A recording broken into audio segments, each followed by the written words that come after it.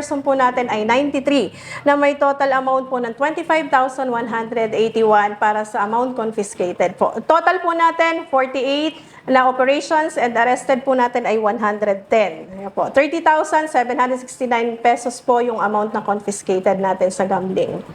Campaign Against Loose Firearms po ay, alam mo ba ito'y by best practice kasi kami na ginagamit para mas mapaigting natin yung kampanya natin sa Against Loose Firearms. So ito yung aming Brad LTAP o baril at lisensya ng Batanggenyo dapat maiparehistro.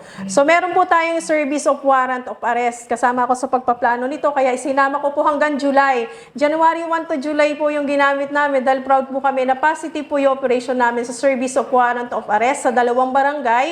And meron po kaming police patrol response and other operation, 2 din po. And number of persons arrested, 4. And number of firearms ko surrendered and yung recovered ay 4 din po. And yung turn in for safekeeping. Ito po yung sinasabi namin na kung hindi ninyo kayang iparehistro ngayon, ay ipa-safekeep nyo muna sa amin sa station para at least ay hindi nila magamit sa hindi maganda yung baril. So 175 po tayo doon. So, accomplishment on wanted person, meron din po tayo dyan. Sa regional level po, meron po tayong 4. Then sa provincial, district level, meron po tayong 18. City municipal station level po, meron po tayong 15. And total po natin ay 37. So, meron din po tayo sa other wanted person po, 76. And the total po ng operations conducted natin ay 175. Checkpoint operations po, yan po. Every hour po, meron po talaga kaming schedule ng sita. Aside from checkpoint po, ayan, nasa labas po talaga ang kapulisan. So yan po yung sinasabi namin ng deployment ng hepe namin na 90-10. Ito din po yung pagtalima natin sa national na lahat po ng kapulisan dapat ay visible sa kalsada. So meron po tayong deployment na 90-10. Okay po. So, hayan, nakita po natin ang mga operational accomplishment ng Batangas Component City Police Station. Napakasipag naman po, ma'am, ng ating mga kapulisan sa Batangas. Thank you po. Okay po. So, dumako naman po tayo sa peace and order situation ng inyong lugar. So, ngayon po, ma'am, ano po ba ang madalas na krimen na nangyayari sa inyong mga nasasakupan?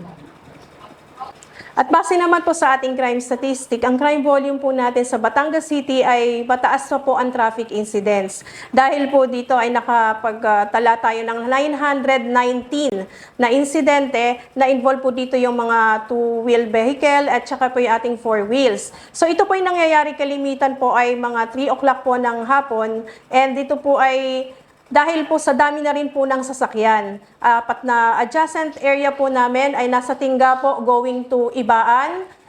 Sa Balagtas area po going to Lipa. Santa Rita going to San Pascual. At yung sa Talahi Pandayan going to Lobo. Sa dami po ng sasakyan na hindi po natin maiwasan na magkaroon po tayo ng insidente sa trapiko. Ang distribution naman po natin sa index crime o 8 focus crime, mataas naman po tayo sa theft at saka ang ating rape case. So meron po tayong 16 na kaso po ng theft. Ang kagandahan naman po sa theft ay solve naman po lahat. At sa rape naman po natin, meron po tayong 4 na cleared at 3 po ang solve. So, nasabi niyo po kanina, ma'am, na mataas po ang ating krimen pagdating po sa theft and rape sa inyong lugar. So, ano po ang mga nagiging factors po kaya nito? Bakit po nangyayari po itong mga krimen na ito? Ang theft incident po natin, kalimitan po nangyari po ay residential at saka sa mga business establishment. Ang lugar na ito po ay nasa poblasyon area. When alam naman po natin sa isang lugar po, ito po'y kasama sa pag-unlad ng isang bayan. So nagkakaroon po sila ng oportunidad para gumawa po ng krimen, lalo na po sa theft. Sa rape incident naman po namin ay ang kamalayan po, ito po ay dahil po sa Project Lucas po natin o labanan umaksyon, kausapin buong pamilya, abusadong rapist ating pigilan. So dahil po doon everyday po meron po tayong mga personnel kasama po ng barangay, umiikot talaga sa bahay-bahay, nagkaroon sila ng kaalaman na sila pala ay naaabuso na. Personally, tinanong namin sila bakit sila nandito sa station. Sila po'y alam nila na sila ay may karapatan pala na ireklamo at hindi na dapat sila mahiya dahil may kakampi na sila ang kapulisan. So yun, doon po yung dahilan kung bakit po tumaas yung pating theft at saka yung rape incident. So, saang lugar po ba madalas nangyayari itong mga krimen po ng theft at rape?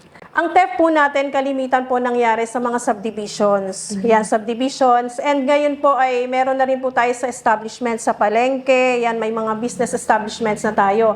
Ang rape case naman po natin ay nangyari sa upland. Ayan, yung Upland medyo area. mataas na lugar. Malayong area na po sa ating lugar. Okay po. So, may mga crime prevention strategies po ba kayong ginagawa para mapigilan ang mga krimen na nangyayari sa inyong nasasakupan? Yes po, aside from police visibility, yung 90% po ng tao namin na nakadeploy, divided into 6 sectors, 6 na sektor na naghati-hati para bantayan po ang kaligtasan po at ang kaayusan po ng Batangas City. Meron din po kami yung Brad LTAF po namin na tinatawag na best practice kasi kalimitan pong ginagamit sa krimen ay baril. Kapag yan po ay hindi lisensyado, ay nagagamit sa hindi maganda, ay nahihirapan din po ang kapulisan na matrace ito at mabigyan ng hustisya ang ating mga biktima. So ang ating pong Brad LTAP ay yung baril at lisensya ng Batanggenyo dapat maiparehistro. Ito po ay supported po ng ating LGU. 2 beses po sa isang taon, nag-host po sila na dito sa atin sa Batangas City at nagkikater po tayo ng nasa 230. At dahil po dito yung baseline po ng RCSU, binabaan po tayo ng 2,699 na unregistered. Base po ito sa pagsunod po natin sa Republic Act 10591 o Campaign Against Loose Firearms. And 79 po yung nakapag-renew. And meron din pong 74 na naibalik po natin yung armas sa kanila. So, ibig sabihin po, sila po ay nakapag-renew ng maayos dahil sa tulong po ng ating best practice. So, isa pa po dito yung ating sublian, yung seguridad ng urban, bisikleta, laban sa kriminalidad at mabilis na serbisyo. 2018 po, meron na po kami dito. Na ipinatutupad na po ito dahil po sa amin po sa Batangas City ay meron po kaming 24 barangay na poblasyon area. Wherein marami po tayong one-way, ang nakakapasok po dito ay maliliit na sasakyan lang po. Napakaganda po na ang bisikleta po natin ay mabilis na nakakapagbigay po ng serbisyo o nakakapagbigay po ng tulong sa mga nangangailangan, especially po yung mga nasa iskinita nating lugar. So, kakamustahin ko rin po, ma'am, yung paano nyo po tinatalima po ang mga policies and program ng ating Chief PNP sa inyong station, lalo na po yung pagpapatupad po ng no cellphone policy during tour of duty sa inyong station. Alam mo, napakahalaga din po sa amin na nagbibigay po, everyday po nagdi-depart po ang aming hepe, especially din kasama rin po ng Officer of the Day, kasama kami. Ipinapaalala namin sa kanila, sa aming mga personnel bago sila ma-deploy sa kanilang mga sektor, na gamitin, na be responsible sa paggamit po ng cellphone. Kasi yan ay ginagamit sa SITREP o pagbibigay po ng impormasyon o pagka-comply po ng mga simple compliances po namin. And okay naman po sa station, nag-comply naman po silang lahat. Wala naman po tayong nadiaran or anything with regards to cellphone po. Okay, thank you po, ma'am. So, dito naman po tayo sa garbage segregation na napakahalaga po upang mapanatili ang kalinisan ng ating kapaligiran at maiwasan ang kontaminasyon, mabawasan ang polusyon at ang paglaganap ng ating mga sakit. So, lalo na po sa police stations, lagi pong napupuntahan ito ng tao. So ano po ba, kumusta po ba ito?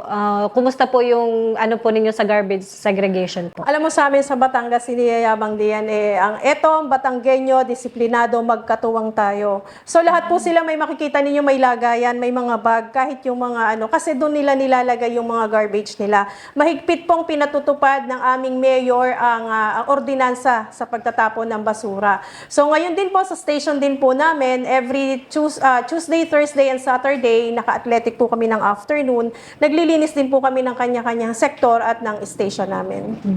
Okay po, ma'am.